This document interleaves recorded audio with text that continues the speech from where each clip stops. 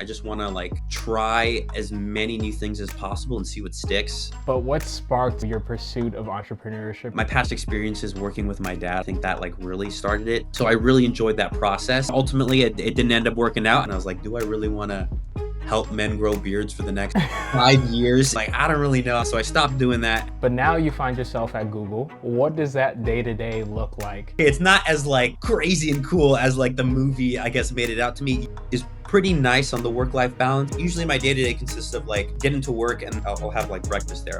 We're very lucky we have our own like chefs and servers over there. If I were to work at Google, I would abuse the cafeteria. It's not like all fun and games. It is a lot of emails. It's a lot of meetings. You're expected to work at a pretty high level. I just came back from CES, the Consumer Electronics Shows. Quickly and very early, you'll understand what the trends are. This year was AI. I literally saw AI in every single title and description. It was actually kind of annoying. AI toaster. I was like, why do we need? My thinking is that it's all because of investing. Like all these startups, they put AI in their product name and investors will flock. I try to like look past that noise. What I think will make a genuine change in people's lives.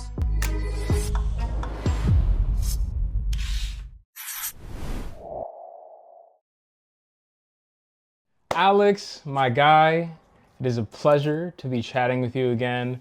I think the last time I had the chance to catch up with you was at Palin's going away party. Yeah. Yeah. So to tee it off, how you doing? What's up? What have you been up to lately? What's going on in the life of Alex Ostrega? Yeah, dude, I've been good. I've been doing good, man. I think like a lot has changed within the past like 6 or 7 months. Yeah. Um, my original job at Google, I was a sales associate, a part of like this early career program, was called like America's Sales Associate Program. Uh-huh. And I did that for like 2.5 years, and then kind of found out that I don't really like to be like client facing necessarily. So Okay. I decided to apply for a bunch of roles that were like supporting sales on a strategy side.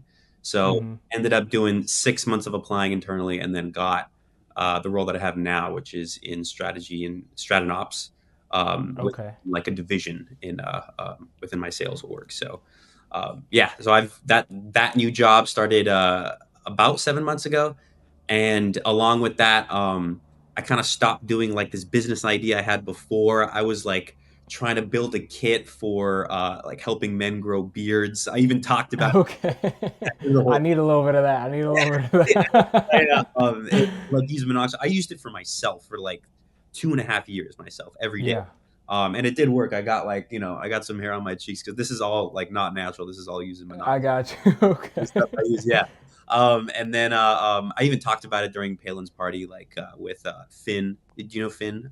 Yes, yes, Finn Mercer. Yeah, Because he he's building the jaunt packets. exactly. Yeah. The Okay, amazing. flexible health package, and I talked with him about my idea, and we actually just had a call like 2 weeks ago, talking about like my new idea, and then also I'm trying to like help him out a little bit, and maybe try to get him some resources too, and Okay. follow each other on our own entrepreneurial journeys. But anyway, yeah, like the 7 months ago when I started my new role that I have now at Google, I decided to stop doing that business idea. Yeah. And I just like sat with myself and I was like, do I really want to help men grow beards for the next like 5 years if we're to create a startup? I'm like, I don't really know. I'm passionate about that. So I stopped doing that. I took a long break just to kind of like Hmm. gather my thoughts and like focus on what I value. And then recently I was like, okay, well, I really value health. And I truly do want to start my own business. So like I did a bunch of research, listened to a ton of podcasts by this Guy Raz. He does like How I Built This. Okay. It's Okay. yeah, podcast where The name sounds familiar. Yeah. he interviews like founders and startup incubators and people that have created businesses from scratch. And like a recurring theme I saw there was like a lot of like food startups or Yeah. founders Hmm. go to their local grocery store, health food store, or whatever, and just walk the aisles for like hours and see like what category in their grocery store hasn't been disrupted, and like see if they can actually do something about it. So that's literally what I did like 2 months ago. I like walked Whole Foods. I look like a crazy person for like 2 hours. I literally like stopped in each aisle and I just stood there and I just like looked at every single fucking thing. Oh my gosh. But just to set the tone for this interview, Mhm. if you could only pick three words to describe your current journey in life, what would they be and why? Well, I mean, touching on like the whole, business starting thing, I think it's like experimentation. I think that's a big word. Okay. Um, I would say experimentation. I just want to like try as many new things as possible and see what sticks. That also kind of like ties in what I talked about and what I wrote about. But like gratefulness and mindfulness is a part of that as well. I've been, I don't know, meditating every single day for the past like almost 3 years now, and I've found profound benefits from it. So I want to stay rooted in that. I want to make meditation and mindfulness like a value that I have and something that I continue to do for like the rest of my life. Love So that. that's the second, and then like the third, uh, I feel like growth is a part of that. I mean, it's like it's pretty Mm, vague, but like I mean, I always want to keep on growing. I always want to keep on learning. I do feel like that would also keep me grounded as well too. amen. I don't want to ever feel like I know everything or that like I'm the utmost expert in everything because there's always going to be someone that's smarter than you in a subject or more of an expert. And I want to keep that mindset for me, that growth mindset for me, just so that I can like keep on learning from others and keep on growing and I expand love that. whatever I I do. love that. I just had a recent conversation about actually for this series, but one of the things that the other guest mentioned was the fact that meditation has been huge in his journey of just finding himself and continuing his growth. And I think that's a constant that's risen amongst a lot of us young folks. It's just that general introspection and making sure that we're finding time with ourselves. I think I joked with him yesterday that growth and maturity is being okay with not having any plans on the weekend. And I honestly like value those weekends now like so much. Understanding the fact that we're pulled in so many different directions, having the time to kind of sit down with ourselves and rest a little bit, but also engage in a little bit of meditation, a little bit of introspection, and um, reconfiguration is important. Is important for sure. Got the softball questions out of the way. We'll dig into it a little bit more. So, to start it off, you mentioned in your blog post how you grew up watching your father build a business from scratch, Yeah. and even took on responsibilities at a young age Mhm. in that business. So, looking back, how do you think those experiences ultimately shaped the way you make decisions today? Well, I mean, I got a front row seat into like the most difficult aspects of like running a business, especially one Yeah, where I mean he did it solo for the first I think like 3 or 4 years. And My mom was there for the entire time. She basically worked with him and helping I grow that love that. business. And there was a lot of pressure on my dad to like make it Hmm. work because if we didn't, we would be just exported back to Canada. I mean, that was like Yeah. that's legit like the rule. Like you had to the visa that we were on, it was a business visa. You must employ at least like two people within your business. So we had like vendors and contractors that would work for him. Exactly. And you had to keep the business afloat. If it didn't work, I mean, you had 6 months, and then that's Hmm. you're back to Canada. So there was a lot of pressure on my dad, and I saw that happening to him. And I think like that really just informed like the amount of hustle and work and like honestly like stress management you have to put Mm, at in order to like run a business successfully. I think that's honestly what informed um my interest or like my passion now for like meditation and mindfulness because I mean I was there when he would have like outbursts, not like crazy break things outbursts, but like smack his fist against the table, like frustrated that like a one of his customers didn't get the phone that they wanted, the exact color, like that kind of thing. Like his vendor wasn't able to supply it. Like hmm. seeing moments like that, I think that enforced in me, like, damn, like I really commend my dad for how much work and effort and like determination he went through, but also like those moments where he just blew up. I didn't want that to happen to me, when because I knew Yeah. I wanted to like make my own thing in the future. I just wanted to like learn from those experiences that I saw my dad have, and be like, I guess, more level headed when I start Yeah. the thing. So I don't know if that. No, I love that. Yeah. No, it makes perfect sense. It makes perfect sense. And, now you find yourself as a professional, as a prospective entrepreneur.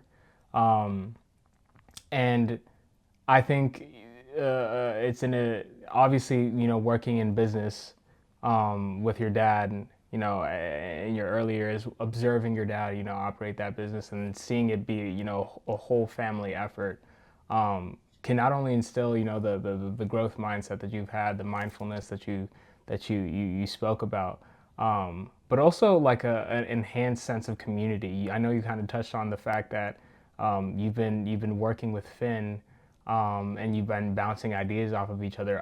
I know for a fact those are values and considerations that were provided to you as a younger individual, a younger Alex, that you're then taking with you into your pursuits now. So I find it all commendable. I reading that story. My dad himself, is a business owner. Mm. I myself have contributed to a lot of those business efforts. So I not only empathize with you, but I like applaud you, for your efforts. So, congratulations to you for even like being able or being willing, to throw yourself into that. Okay. But now you find yourself at Google, Yeah. leading strategy and operations. I remember watching the movie The Internship with Vince Vaughn and Owen Wilson when I was younger, and then frantically, like immediately after the movie, Google searching how to get a job at Google, how to get an internship at Google. Yeah.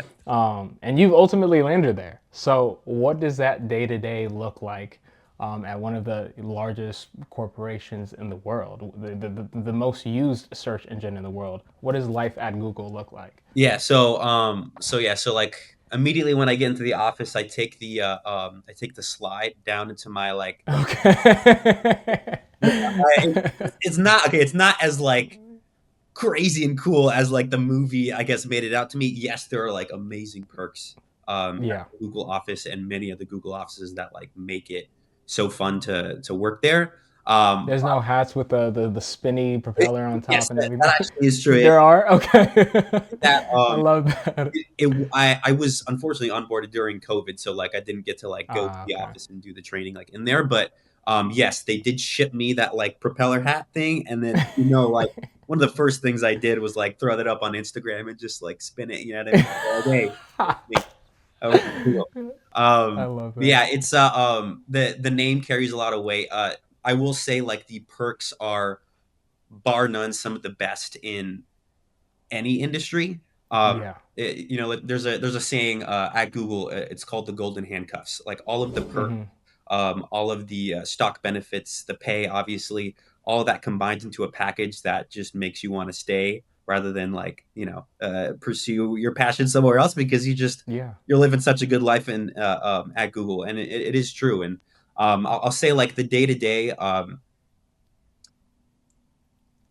A lot of the perks kind of like make the day to day so special. So Hmm. have our own cafeteria in the Playa Vista office where I work out of. It's that big black hanger with the G on it. I don't know if you ever see it in Playa Yes. Vista. Yes. Yes. Yes. Yeah, you could actually see it from LMU, like from the library. If you look down, From the bluff, and yeah, exactly, I would I exactly. would look at it and I'd be like, that'd be kind of nice to to work out of that office. Okay. Now look at you now. Yeah, then it happens now. Yeah, we have a cafeteria. So like usually my day to day consists of like getting to work, and then I'll have like breakfast there. We're very lucky we have our own like chefs and servers over there. So we do have like this pretty big cafeteria.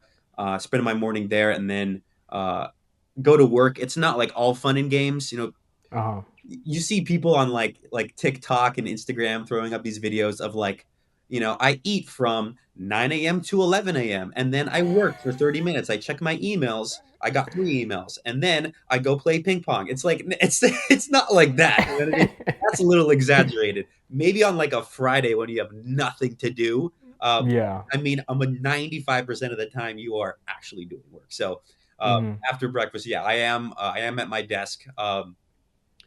It is a lot of emails. It's a lot of meetings. There is kind of like this unsaid personality trait that a lot of Googlers have. It's a very type A personality that Hmm. your managers and your directors come to expect of you working at Google. So it is a pretty intense environment in that aspect. Hmm. You're expected to work at a pretty high level. I work all the way up until 12. Go to have lunch in the cafeteria. It's usually with like a coworker of mine to catch up, and then yeah, from like 1 to 5, it's more emails, more meetings, and team meetings usually, and then yeah, finish around like 4:34. So it's not like a normal 9 to 5 where like you're working crazy hours. Tech and the tech industry in general is pretty nice on the work life balance aspect. I think that's Yeah. why so many people want to work there. It's most days I'm not working from 9 to 6, 9 to 7. There are those days, and that does happen Yeah, for sure. occasionally, but like most of the time, it's a pretty um, I wouldn't say easy. It's a more relaxed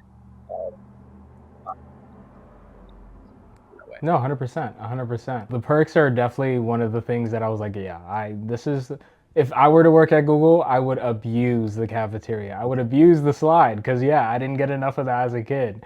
Um, but, considering that you also have this entrepreneurial spirit to you, a lot of those perks aren't necessarily provided in the early stages. Maybe one day, the business gets off the ground and then eventually we can have our own chefs, our own slides in the offices and everything. But that's generally not how those endeavors begin.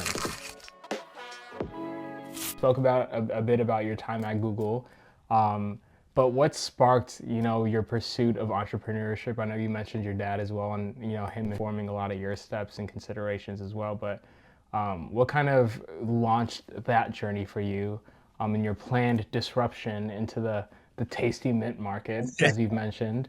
Yeah. Because there's a certain degree of betting on yourself that's required in such pursuits. So, what ultimately drove that for you?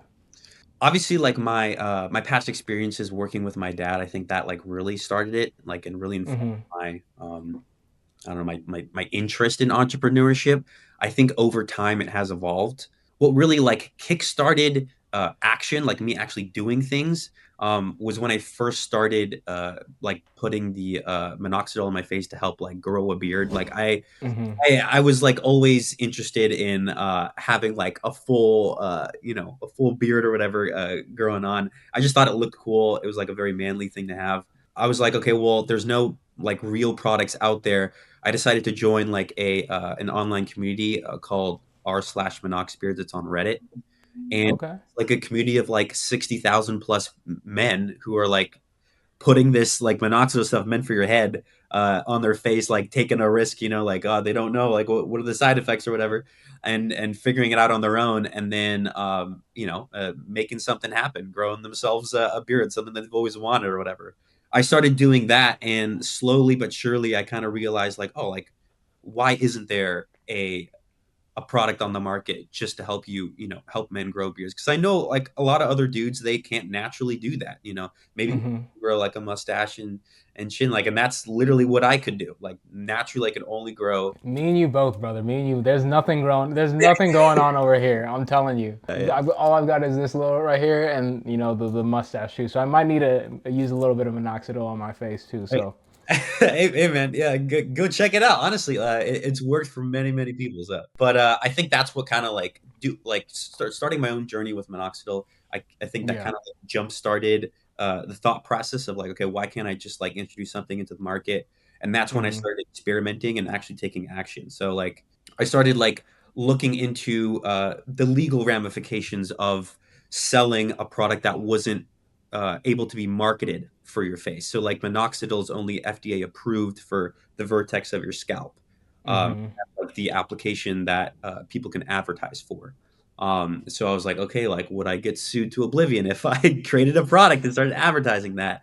I literally called like the FDA Small Business Administration, and I Oh asked them like, hey, wow. what would the costs be of getting approved to sell something like this? If I didn't want to market it for your face, could I still like sell it and just not tell people how to use it? And Mm-hmm. I got a lot of valuable information that way, and I honestly like I felt it felt really good and exciting to just like do something like that, just like try Yeah, to bring something that was never never existed into the market. You know what I mean? exactly.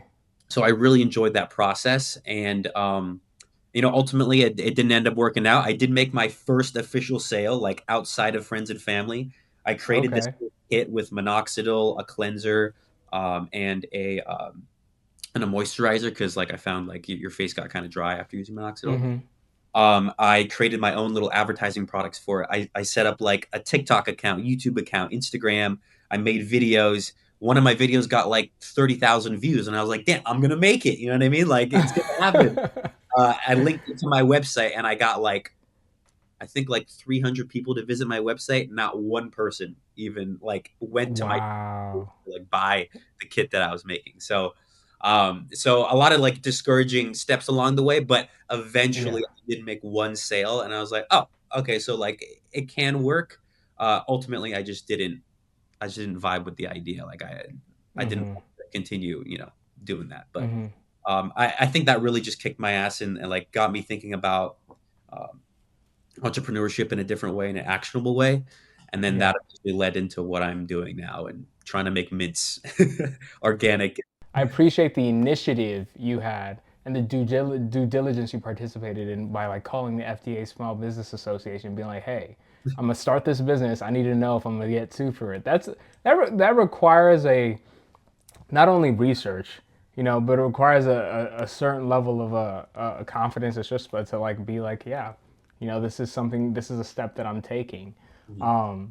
But describe a little bit of what your current pursuit is. What are you planning on doing by introducing tasty mints that do lack, natural and artificial flavoring? And what do you hope to, do with it? What sparked it?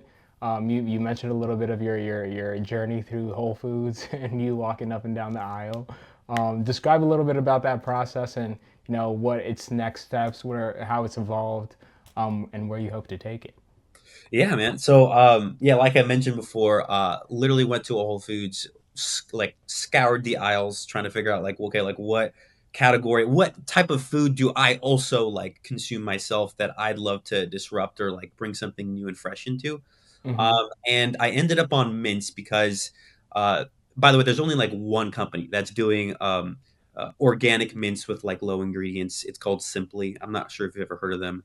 Um, I'm not familiar. they do like gums and mints with like three or four ingredients. But if I'm being completely honest, it's very basic. I mean, Simply is in their name; it kind of makes sense. But uh, Yeah. I've been eating their mints for the past like year and a half, 2 years. Honestly, they're nothing really special. And I was thinking about that while I was at home, and at the same time, I was having a snack. It was like a freeze dried mango, those freeze dried mangoes Mm-hmm. or whatever. And while I was eating, Mm-hmm. I like looked down at the freeze dried mango slice, and I was like, "Damn! Like, why hasn't anyone like added like fruit to like mint, like real fruit?" So I was Okay. yeah, Okay. so I was like, you know what? I'm just gonna try to do that. So I literally just bought a bunch of stuff from Target. I bought a mixer. I bought a pestle and mortar, Uh huh. and I looked up online like mint recipes, and I just like removed all of the artificial and replaced it with just like fruits, um, uh, monk fruit sweetener, which is like a non cane sugar kind of sweetener. Yeah. Um, Yeah. Yeah.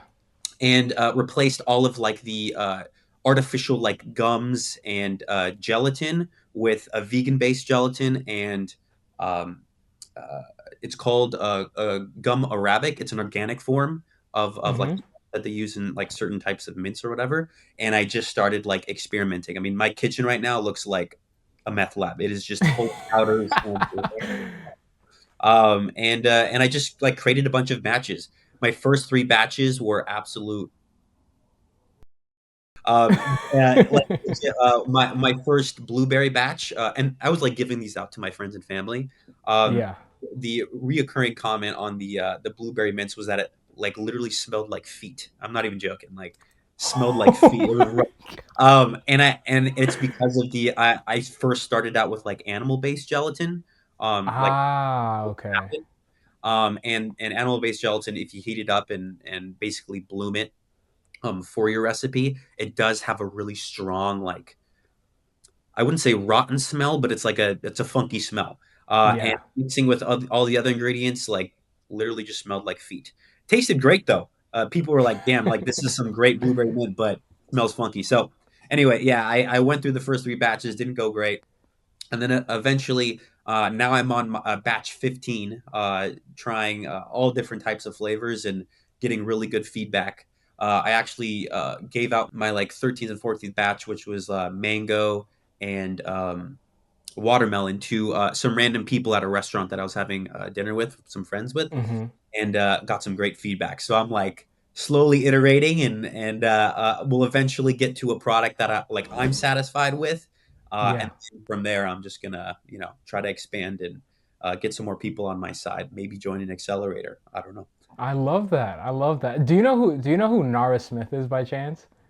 No, no, who's that? She's this she's a fashion model, but she's also TikTok famous for creating cereal, pizza, like all of your quote unquote bad foods, but creating them from scratch. When you started talking about like your different iterations, your different batches and everything, I immediately thought of Nara Smith. There's something special about creating, all of what we do know and what is sold to us so simply, but also naturally.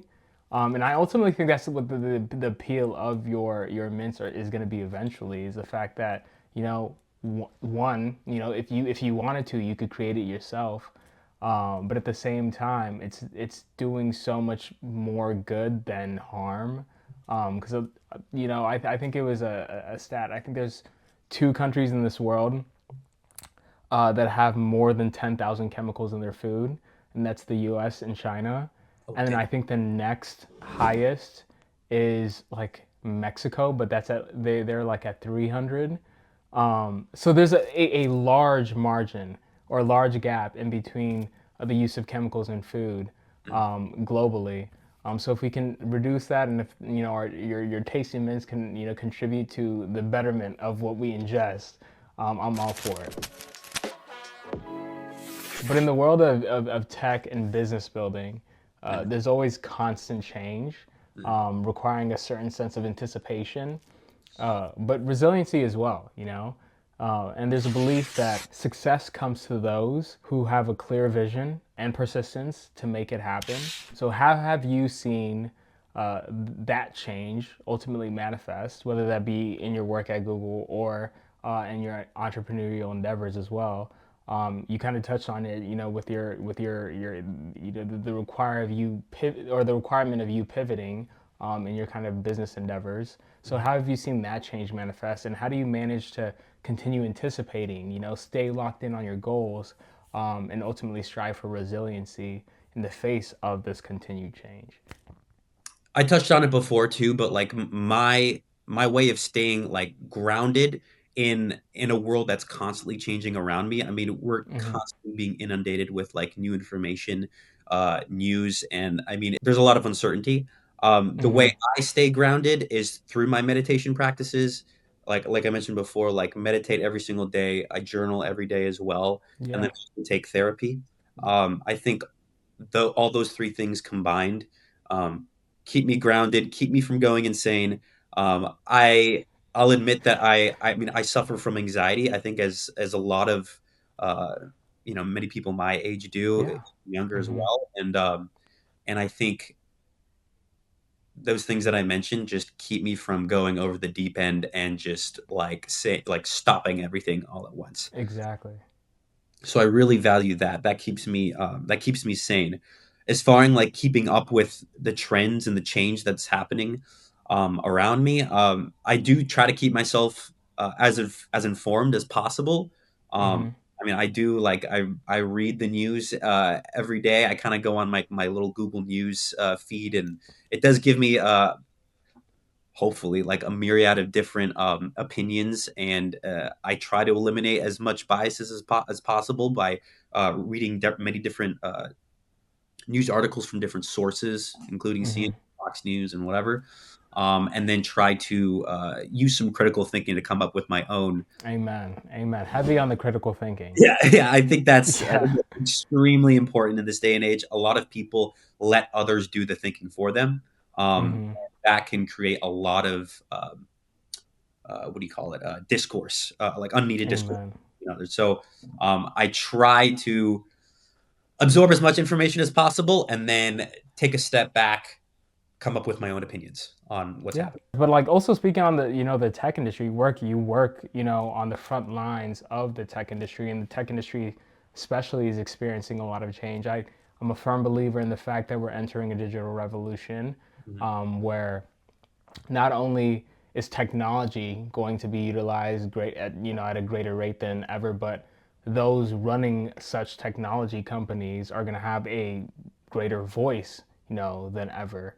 Um, so speak on a little bit of the change that you observe there, but also in entrepreneurship and small business. How do you see that evolving, and how do you anticipate, or how do you continue to anticipate what's going to be needed into the future? So kind of a two-pronged question, but yeah. Yeah, I think on the aspect of technology, I found myself very lucky. I just came back from CES last week. Um, Okay, that's awesome. yeah, the Consumer Electronics Show. So it's Hmm. I don't know if you're familiar with it. It's basically just a show where a bunch of companies come and bring their latest and greatest tech and Yeah, show it off that's to. where I'd get all my updates on what's going on with Xbox and PS, PlayStation when I was younger. Sweet. Okay, Yep. cool. Dude. Yeah, yeah. So you can even apply to go because you can make it so that like your like what you're doing right now, it makes you like almost like press, and then you could probably apply for a CES Oh wow. ads or Okay, I whatever. didn't know that. Because I think that'd be really cool for you to even like interview Gen Z within technology at That'd CES. be awesome. And thank you for the plug. I appreciate that. Yeah, yeah, of course. I mean, I do some research on it and see if it's possible, but I definitely think it is. So I went to CES. The way I see technology evolving, first off, I think it's very important to kind of sift through the noise. I've been to four CESs thus far. My dad would bring me to them because he owned the cell phone store, so he went to a lot Yeah. of. He went to over 12. Very quickly and very early, you'll understand what the trends are. This year was Hmm. AI. Like I literally saw AI in every single title and description of every big company that was at CES. It was actually Oh kind my of gosh. annoying. An AI toaster. I was like, why do we need Why? Why? Oh, why? Why is like that necessary? do we need the toaster to understand like what time we wake up and then anticipate when we're gonna make Exactly. the Have a bagel ready for you. I'm telling you, this is it's because of Nvidia though. Like everybody's just trying to follow what Nvidia is doing now. they're following that hype train, and I like my thinking is that it's all because of investing. Like all these startups, Yes. they put AI in their title, in their product name, and investors will flock. They'll get the money they need, and then they'll push out a product that ultimately doesn't have AI. But yeah, it was everywhere. I tried to like look past that noise and like what I think will make a genuine change in people's lives Hmm. near future. I see that in robotics.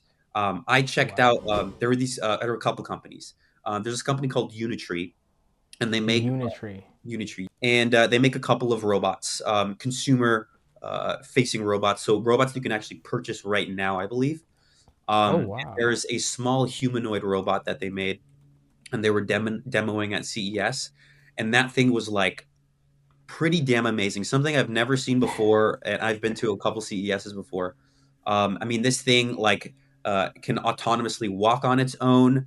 It could run, like it could literally jog, and it has articulating hands with like opposable thumbs and Oh wrists. my So like gosh. this thing, I think has already been proven to be able to like fold your laundry and do like very basic tasks. Uh, Hmm. and I think like that is the near term future of um, like just support or help in your residence, like kind of like a little home helper. I believe that they're trying to make it as affordable as like a cheap car, that kind of thing. And I've Wow. obviously within the next couple of years that price is going to go down. I'm super excited about that. Just looking at the capabilities that it can do, it like walked up to one of the CES industry professionals and like shook its hand. And I made like a little joke on my Instagram reel. I was like, okay, accepted its first job. We're like, we're done. Like, our job's goodbye. But I do genuinely think like people in the near term future, albeit 5 to 10 years from now, they're gonna have their own robots, like their own humanoid robots or just home care robots in their home. It's happened with the little iRobot like thing, that like vacuums Yeah, floors. the vacuum, exactly. Exactly. And I think that's going to happen with humanoid robots in the near future too. And then on top of that, I saw this one's a little, I don't know, iffy. It's they're called companion robots. I mean, you can probably Okay. guess exactly what they're made for. They're basically, Oh, yeah, okay. yeah, Okay, got you. and it's actually very obvious what they're probably used for.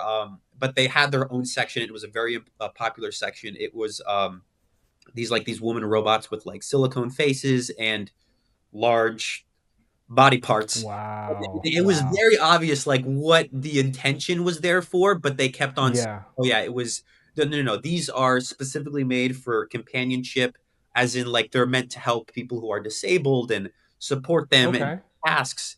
But like, why do you give them, triple D's? And that's literally a question that one of the other attendees that I was with asked the engineer, and Uh-huh. he didn't have an answer for it. He was just like, it makes the robot more approachable. And I was like, okay, Wow. yeah, that's an interesting statement there. That's a very interesting take. At the very least, I'm excited about the facial expressions that they're bringing to Mm-hmm. the market with those robots.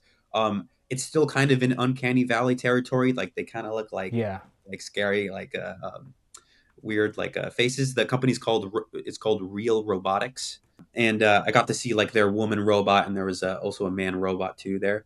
So that was cool.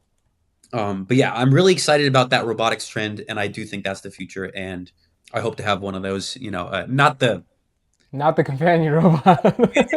don't get me wrong, the Unitree, something like that, where it's like That's awesome. yeah, like a helpful robot. I do feel like that would be really awesome to have in my home. I do feel like the shift from corporations having all of the power to individuals is still in the process of happening, and I feel like Yes. it's becoming more and more true. I mean, obviously, we see that with solo entrepreneurs, indie game makers.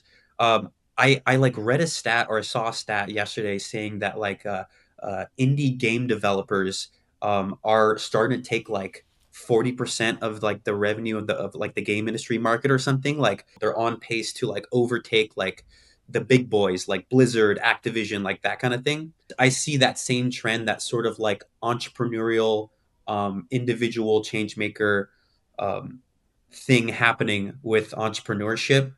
I follow this guy, John Hu, on LinkedIn. He's the CEO and founder of this company called Stan. Well, Yes. yeah, Okay, quick tangent. He's actually Lauren Giovanetti's boss. yeah. I did. I talked to Lauren actually about And yeah. I've watched John Who's YouTube channel for maybe 2 years now. Amazing individual. But go ahead. Go ahead. I did talk with Lauren about Stan because I was like interested in their company, and I have been following John since like 2022 or something like that. Yeah, so Yeah. I see the trends that he's seeing where individuals are creating businesses and seeing like huge amounts of success doing it, Mm-hmm. and they're able to like gain attention and get people to try their products through the authentic like messaging that they put out themselves, rather than Yes. us having to trust like this huge corporation that has no face, that has no Mm-hmm. name necessarily. I think that's like the trend that's going to blow up. I think like small to medium sized businesses and entrepreneurs, like hopefully myself, are going to continue to disrupt and like change things for the better, and I guess approach it through a more authentic way. I Yeah. love that. That was the perfect answer, honestly. So yeah, your career path has combined both, the structured corporate experience that you're getting at Google, Mm. and the freedom of entrepreneurship and the 15 batches that you've already done with your tasty mints. So how have you kind of redefined what success means for yourself? Ooh, that's a tough question because I kind of still like tackle with that question Yeah. myself. I mean, I constantly ask myself like, what is success? I think if you had asked me that question 4 years ago, when I Mm-hmm. first started my career, it was probably like how much money I have, how much money I can make in a year, and now it's kind of shifted to, do I spend most of my days doing something that like I truly enjoy or that I'm interested in? After being lucky enough to get this job at Google, I would say that I have a very comfortable salary and I make a good amount of money. Having that stability is fantastic. I think if everyone had that baseline covered, I don't know what that number is now. It used to be 75K a year to like be at Mm-hmm. baseline happiness. I don't know if it's like 100,000 now or something. But if I think every it's closer to 100 for sure, especially considering inflation. But yeah, go ahead, go ahead. Exactly, yeah. So I feel like if everyone reached that amount where you don't have to worry about bills, like the anxiety behind having to just have the basic needs to survive is gone, Mm-hmm. I feel like most people would then shift their focus to, okay, what's going to make me happy? I and then Amen. and then I don't think that money is that thing. I think that like a lot of social media kind of puts out that into the universe, like make more money, you can buy more things, that gives you more freedom. Being lucky enough to have like my basic needs covered for the last like 2.5, 3 years, I've been more and more shifting into, I think success is just like doing something that genuinely interests you, and then Mm-hmm. also helping others in that same process. Because like selfishly, I feel great if I know that what I'm doing is genuinely like helping others and making people's lives better. So I'm going to try to Mm-hmm. focus on that more. And I think that would be like success. You mentioned in your blog post too, that creativity and business have been core parts of your identity since childhood and up until this point as well. So fast forward 10 years, you spoke on your definition of being happiness, and how you're kind of eliminating the standard that's enforced by some monetary medium. Mm. But fast forwarding 10 years, what do you hope to have built by then? What do you hope your impact to have been in either, your professional pursuits or your entrepreneurial pursuits, or the combination of those two? And how do you see yourself in the next 10 years? Well, I think it would have been okay. I think it would be amazing in like 10 years from now. And like, I don't know if this is going to be the mints business or whatever, but like, Yeah, find product market fit. Basically, like, find a product or a service that like people genuinely want and people are willing to put, their money towards or whatever. Get that, establish a company with like the values that I want to see in a company. So like, caring about like the customer first and foremost, like bringing joy to others, that kind of thing. And then, in 10 years from now, maybe having already sold that business and then on to my next thing, I already have ideas of like, uh, could I possibly help other founders, build something great, further sustainability, like that kind of thing. Um, that's awesome. that would be amazing in like 10 years, built up my business, be lucky enough to be able to sell it and then move on to my another thing or a next endeavor. Yeah, I'm not really sure. Like right now, I'm literally just trying to find product market fit and build something and have fun doing it. So, Yeah, where and yeah. I think the theme of you like paying it forward though kind of resonates in what you've discussed today as well as in your blog post. Like being able to not only contribute to your own general well-being, but the well-being of others around you too. I think that's especially beautiful. You spoke on happiness a little bit and how happiness ties into your personal success. But I think that's a message that kind of resonates with us young people in general, especially considering how unhappy the world is today. And you talked about Gen Z kind of being labeled as the lost generation, and how it's important to push back against that narrative. So, what do you think is the biggest advantage your generation, our generation, actually has as we continue to move forward? Well, announcements that I think are going to be happening in the next decades to come. Um, I think another plethora of information we have, which can also be an Amen. advantage, by the way. I mean, like you probably know just as much as I do that like um, being constantly inundated with give you anxiety, drive you crazy. Like Yeah. it could bring negatives as well. But um, the connectedness and amount of information that's like disposable to us is, I think, I mean, this is a society has never experienced before. And Gen Z is at the forefront of that. Like we have access Hmm. to whatever we need to know on our phones at any moment in time. Obviously, we should learn as a generation to moderate that. And like, I'm going to try to moderate that. Yes. Try to dumb my phone down somehow in the next couple of weeks or whatever, and tone down the social media. But like, just being able to market my new business idea on social media, or the best ways to get funding for my food CPG product, like, and have Hmm. tons of resources available at my fingertips. I think that is like the huge advantage that we have as Gen Z, as we get to the age where we're like starting to make our own things and build our own things. We have so many resources at our Yeah. disposal to help make those things happen. Does that make Yeah. sense?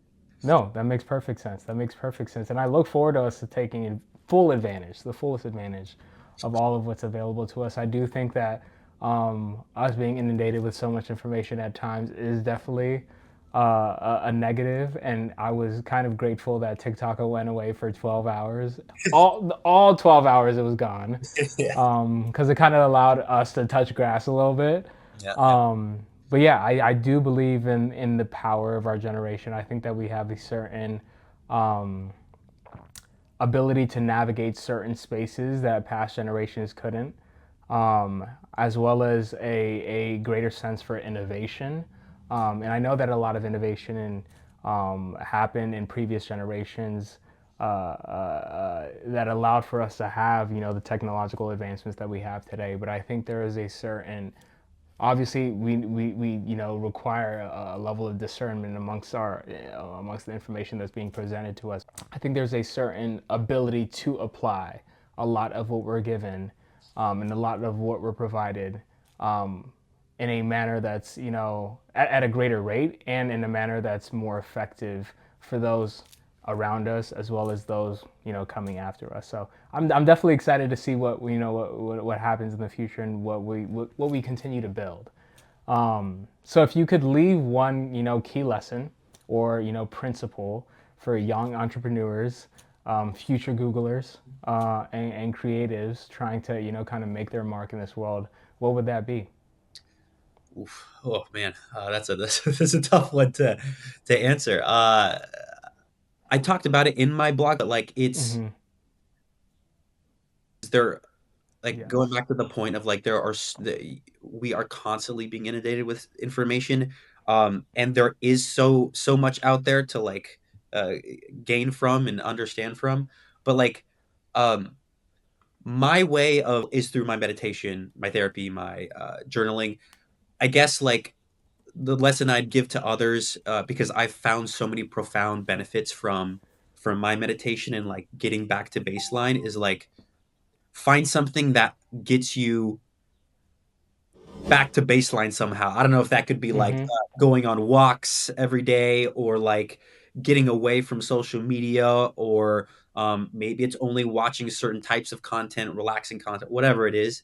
Um, Yeah. find a way. Hmm. Feel like a daily basis. I mean, I look at my screen time and I cringe because I'm like, holy crap, how did I spend today on YouTube, on Instagram, on TikTok, whatever. And like obviously I don't retain all of that information that I watch. So it's like, Hmm. how can we take a step back every day or every week or whatever, and just like be with our own thoughts, do some critical thinking, just establish a baseline, Yeah. so that we don't go off the deep end, and we don't let too many things influence us at once, and hopefully avoid the anxiety and all the other things that I went through like 3 or 4 years ago before I found my meditation. And Yeah, I yeah, love that. I love that. So, and just a greater pursuit of, being a better personal self is your message to us young folks. yeah, exactly. I love that. I love that. Thank you. So touching on a little bit of introspection, you have only one sentence though. You only have one sentence. Okay. If you had to sum up your journey up until now, and if you want to add a little bit of flavor in there too, and include what your future aspirations are as well, but if you had to sum up your journey in its totality, in one sentence, what would that sentence be? Um, Full of anxiety at times, and friendship, but through quieting my mind and being optimistic about my future, there's still so many things I want to accomplish.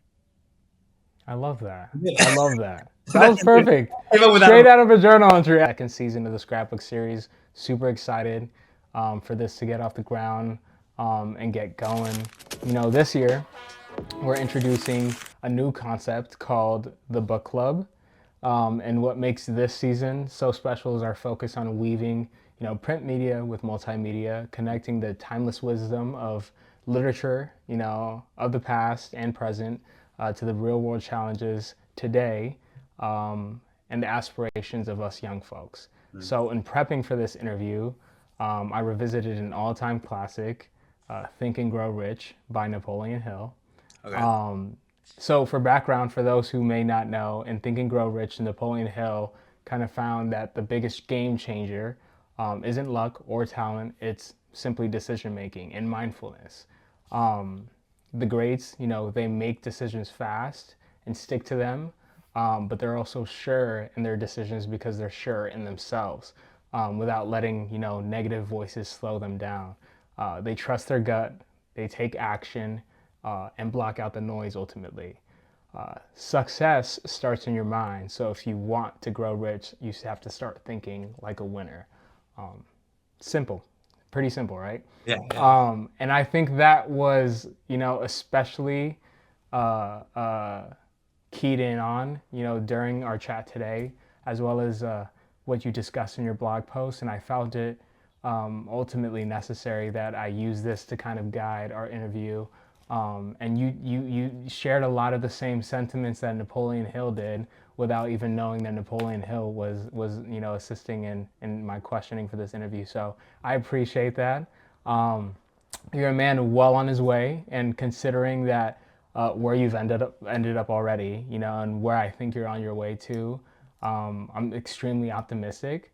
I think you share the entrepreneurial spirit that Napoleon Hill tries to communicate in the piece of literature here, but you also maintain that search for novelty and experience and action that I think we're all called to have as well. So Alex, you're certainly thinking rich already, but I hope in the coming years that you continue to grow rich as well, beyond the monetary, but in every aspect of the word as well. So this book, Think and Grow Rich by Napoleon Hill, is actually coming to you. I'll throw a little note in there. I'll probably emboss it and send it your way as my sign of appreciation for you joining us today. But I wanted to gift this to you as your for your participation and contribution to the Scrapbook series this season. Thank you so much, man. I really appreciate it. I was literally gonna write that down so I could buy it, but thank you so Yeah, of course. No, no, no. You don't have to buy it. It's coming to you. It may take a couple weeks, but it's coming to you. thank It's you, man. coming to That's you. that's really Of kind. course, bro. Thank Of you. course, of course. So in closing, words for citizen, for the viewer, whoever's watching this, whether it be three or 10,000. Um, Well, first I'll say, I mean, thank you so much for thinking of me and giving me my little soapbox to talk about my thoughts. I mean, Of uh, course. I feel like a early to mid career Googler. Um, Mm-hmm.